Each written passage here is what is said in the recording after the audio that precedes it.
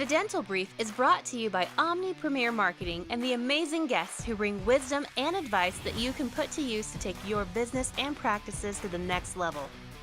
Find us on Facebook and join the conversation. Get ready to grow because we are kicking off the next episode in 3, 2, 1. Hello, everyone. I am so excited for our guest today. I've had a couple of offline conversations and was fortunate enough to get this guest on today's episode of the Dental Brief. So I'm glad to have her here. Cate Scolnik from Australia. Say hello. Hi, everyone. So, yes, I am from Australia, so hence the weird accent. Yeah. And for anyone over there listening, I apologize for my weird accent as well. For those people in the States, I'm from upstate New York. We don't have accents. Everybody knows that. So, Cate, thank you for being here. Thank you for having me. Yeah, it's great to have you here. Your website is Sane Social Media. We're going to get back to that in just a minute. But first, I want to ask, as a marketer, how did you get involved in dentistry? So I know you've got an extensive marketing background, but how specifically did you get into dentistry? How did I get into dental one? Well, I've had some association with medical for a fair while in that my father was a doctor. And one of my first jobs was actually, this is going to make me sound ancient, but one of my first jobs at the weekend, I used to go down and run the switchboard, which literally had cables. Yeah. So that was in medical, and I used to follow him around the hospital when he did his rounds and things. But more recently, I became a life coach a few years ago, like a lot of people. And in getting my coaching business up and running, I had the opportunity to work with a dental business coach here in Canberra a couple of days a week. So I started doing all of his marketing, and things just sort of progressed, and more people were saying to him, hey, who's doing your marketing? We were getting people calling up and saying, hey, I've read your blogs, I've seen your social media. We weren't even doing any advertising. And they were saying, I know you can help me. Where do I sign? Right. So I thought, hey, I think I know what I'm doing with this stuff. This is doing really well. This is powerful. So I had a lot of people asking for it. So I went, okay, I've learned about AHPRA, which is the Australian Health Practitioners Regulation Agency, kind of like your HIPAA. And so I just went, okay, well, this is a good start. I've got people wanting my services. Why shouldn't I help them in that way instead of with coaching? Yeah. So jumped into Sane Social Media, sanesocialmedia.com. Is the website. Tell me why Sane Social Media? So, you could have worked for an agency, you could have worked one-on-one with dentists, but what void did you see that made you decide, hey, I should start a niche agency in this area? I just love helping people. And I thought, rather than working for somebody, I had been working for somebody in different roles for all of my life. And I thought, why not work with a whole bunch of different people that I can help them grow their businesses? It was really fascinating to me to learn. Initially, in the beginning, I was working with a lot of different businesses. So I had that sort of shiny, bright object syndrome. It's like, oh, I can learn about that business. Oh, I can learn about that business. And it's fascinating. And I still feel that fascination. Yeah, it's hard to not get distracted, right? There's so many awesome industries out there and so many unique things going on. And there's so many voids. Go ahead. Sorry.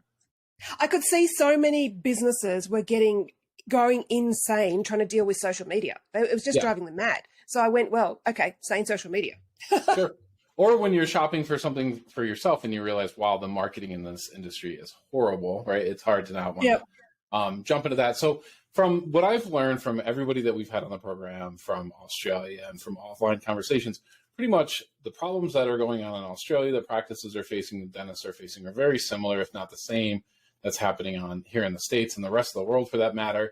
Tell me, what are some of the common problems and challenges that dentists are calling you about and that you're talking about? Yeah, so there has been a bit of a revolution in the last 15 years where we have got a lot of very big organizations coming in. And so we have a lot of these chain organizations where they subcontract to dentists to come in and do the work, and they charge no gap or gap free, what we call gap free, which is there is no out-of-pocket expense to someone who's got private health insurance. So this means that the mum and dad dentists, the private dentists, the bespoke dental practices, whether they've got one practice, whether they've got 3 or 4, they're finding it harder and harder to compete with those, because we don't want to be racing to the bottom. We don't want to be going, oh, we've got cheaper, or we do gap free. That can be okay for a certain amount of your clientele, but really when you're a bespoke dental practice, it's so much better if we can show them the value of that we're treating our patients as individuals instead of as numbers. Sure. And so if we can do that, then that the people that are attracted to that will go, okay, I'm prepared to pay more, because when I go into that practice, they say, oh, hi, Mrs. Scolnik, how are you today? And they know what's going on with me. Oh, how's your daughter going after her car accident? This sort of thing. So I get treated like a friend. Right. And the difference as well with the marketing, if we're going to do marketing for that sort of business, we want to make sure we continue with that individual, high touch, classy, elegant communication. Right. So, when it comes to marketing and digital marketing and social media, for that matter, the budget means a lot, right? Yep. So there's only so much space. It's a ridiculous amount of space, but there's only so much space available online. If you think Yep. about newspapers and going back to newspapers, I used to buy a ton of newspaper ads way back in the day. The price of the ads was literally dependent on who was bidding on them. And newspapers, if you wanted the back page, would say, hey, it's 15 grand. You'd say, okay, I'll buy it. You come back and say, someone else offered 20. Can you do 22? And if you wanted that space, you needed 22 grand. That's exactly how internet marketing works today, right? There's only so much space available on Facebook, on Google, what have you. What do you do to compete when here, a DSO comes in and just says, hey, we're going to spend $30,000 a month in this small market for our practice marketing, and maybe you have a budget of $3,000 a month. How do you compete against that? So part of it is working out exactly what offer have we got that is a good fit, particularly for the demographic of where the practice is located. That's part of it. Sure. And working out that we don't show that advertisement to everybody. We can niche down. We can say, okay, if we've got a great offer for kids, then let's show it to mums of kids of that certain age. If we've got, even if we've got a broader thing, like we might have a whitening offer, but the thing is, people who are in their 20s are going to have different pain points to people who are in their 30s and 40s. And so we can change the messaging and show one lot of messaging to people who are younger, and might be more interested in the aesthetics, and then the messaging for an older demographic about, hey, build up of coffee and red wine and that kind of thing. Right. So we can kind of look at the different pain points, different messaging, and if we can make that really tailored to the individual so that it sounds as much as possible like we're speaking to that person, that makes a massive difference. Right. So it's a matter of working smarter, right? Not investing more money, being smarter. It is. And following up. I mean, the thing with when we get leads on Facebook, we know that they get cold really quickly. And it's really not reasonable to expect a business owner or their team to be answering calls at stupid o'clock. Yeah. What I call stupid o'clock. Most of those leads will come in out of hours, and it might be 11 o'clock at night. It might be 3 o'clock in the morning. It might be 6 o'clock. And I know that some advertisers will say, look, your team needs to be answering the phone calls at those times or phoning those leads as soon as they come in. Right. The strange thing is that I've spoken to people who've done that, and they've gone, not only does the team really hate answering the phone or making phone calls at stupid o'clock, but the lead goes, what are you doing calling me at 11 o'clock at night? Sure. Because how desperate are you? Yeah, it just doesn't make sense. Having said that, we still need to make contact with the lead as soon as possible so that they know that they've been heard and that they know what to expect, what's going to happen next. So what we usually do is we can send them a voicemail drop. So no one has to do that, at the time. It can just be a voicemail drop that goes, hey, it's Dr. So-and-so. Thanks for expressing interest in our offer. Our practice manager, Chantel, will be in touch with you shortly. And then 2 minutes later, we can send them an SMS. Hey, Kate, it's Chantel. Here's how to get more information about the offer. You can book online, just book one of these. Then we can send them an email and a series of things over the next couple of days that are nurturing and help them get to know the practice rather than just constantly going, hey, have you booked yet? Have you booked yet? Have you booked yet? Yep. So there's a slang term, speed to lead, right? And the numbers, there's, depending on where you'll look for information, you'll get different numbers, but there's no doubt about it. Typically, the first person to call to make contact with any customer in any type of sales process is going to be the one that ends up with that customer. That's almost always a given. Yeah. If you can't get in touch with someone right away, they filled out a form in the middle of the night on a weekend. Maybe when you're super busy and you just couldn't get to them right away. If you don't get in touch with them in the next 24 hours and they haven't booked somewhere else, how many touches does that person need in your experience before they'll actually respond, right? And here's where I'm going with this. Most practices that you talk to, they say, oh, we called them twice, nothing. It was bogus. Yep. It was not a good lead. But the reality of the situation is you have to call these people. What do you think? 7, 8 times typically?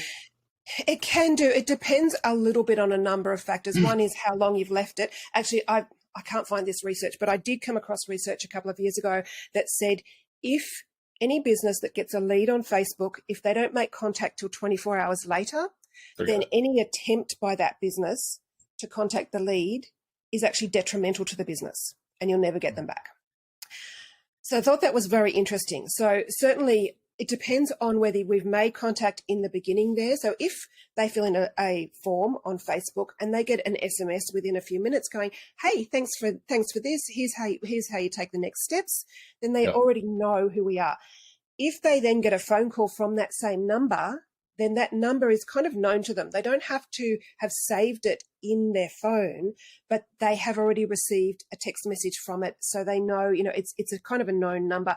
If you're making the phone calls from different numbers, it can be confusing because a lot of people won't answer their phone to numbers that they don't know.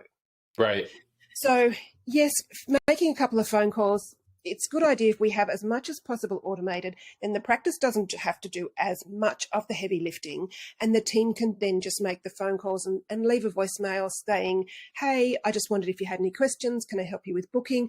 They don't have to be overly salesy. You don't have to try some sort of, technique that is really smooth and really pushy and that a lot of people will feel really icky rolling out. Right. So they can just generally be genuinely helpful. Hey, can I help you with anything? No, you've already booked, or no, you don't have any questions. Okay, fine. Hope to see you soon. Yep. So then the system has made some of those contacts because like you say, we do need to have several contacts with a lead before they're likely to make a booking. So if the system has done that for us and then the practice just calls a couple of times, usually we can get up to 50% lead conversion. Right, which is just fantastic. And frankly, most practices fail horribly at this. They end up with a 5% lead conversion. Yep. I think when you and I use the term lead conversion, we're referring to if you get 100 people to fill out a form, say that they're interested, that 5 actually come into the office. That would be 5%. How we use that term. And you're the difference between lead conversion of 50% and 5% is really about follow-up. And I just want to kind of make this clear too. And I think most dentists get this when they think about it, but oftentimes you might be interested in something, extremely interested in it, and then you get busy, then you get distracted, then you get busy, then you get distracted, then life comes up and then you get distracted, and then boom, timing works out 3-4 weeks later. And the next thing you know, you're booking an appointment and buying something that you really always wanted to buy. So a lot of the times things do happen. Life gets in the way. And like you said, there's a lot of shiny objects out there for everyone. So I want to make it clear too, I think you did, but just to be sure, when you talk about these 8, 9, 10 touches, really the practice is only involved in 1 or 2 of those, right? The rest of it is just completely automated. Yeah, in our experience with the automation that we use, we are getting up to about 25% lead conversion, which is, as you say, someone puts their name in the box and says, yes, I'm interested. So up to 25% of those actually booking just with the automation. But we can bring that up to 30 to 50%. We've had it as high as 50% if the practice just calls them even once, let alone twice. Yeah. So just once or twice, the first time there might not be any answer, or they might leave a voicemail if they've got voicemail, and the second time maybe they connect. So long as the team know, look, all you're doing is just trying to be helpful, because so many of us, like you say, so many of us just get inundated with all this stuff. We mean to get to it. And if you can do this combination of text message, email, and a couple of phone calls, you're getting them from different sides. And text message in particular is just becoming very popular in terms of people taking action from it. It's kind of where emails were a few years ago, back in the day when we'd go, oh, I've got mail. Yay. Right. Go on along. oh, I've got a text message. It's less overwhelming than our email inbox. So it can get really good responses. Yep. Makes complete and total sense to me. So kind of a biased question that I'm going to ask. I think you and I are, a lot of our philosophies and how we work aligns. But if you're looking for someone to help you, if you start looking at leads on Facebook, you're going to get just bombarded with companies with all sorts of offers. Most of them look too good to be true. How do you sort through all of that and find somebody who is trusted that can help you actually get to where you're trying to go and isn't just another fly-by-night scam? Look, it's hard because so many of them, I mean, let's face it, we're marketers, so we should be able to put our best foot forward and make ourselves look just as slick as we can, right? Yeah. And, often reviews can be manipulated. So I would say, firstly, have a chat with someone and just see what it feels like. I mean, do you feel like you're on the same page? Does it feel like they're trying to sell you something? Do you think there's trust there? Can you build trust? Can you build rapport? Have you got similar values? So firstly that, and then I would say have a look at their case studies or the results that they have been able to achieve. Being a Facebook marketer can be tricky because we don't control Facebook. Right. We're doing the best we can with someone else's tool. So we often can't guarantee results, but we can say, well, this is what I've achieved in the past. This is the sort of results I got for these people. I would ask questions about the timeliness of those results. How quickly did they get results? How quickly did they start getting leads? How quickly did they start getting bookings?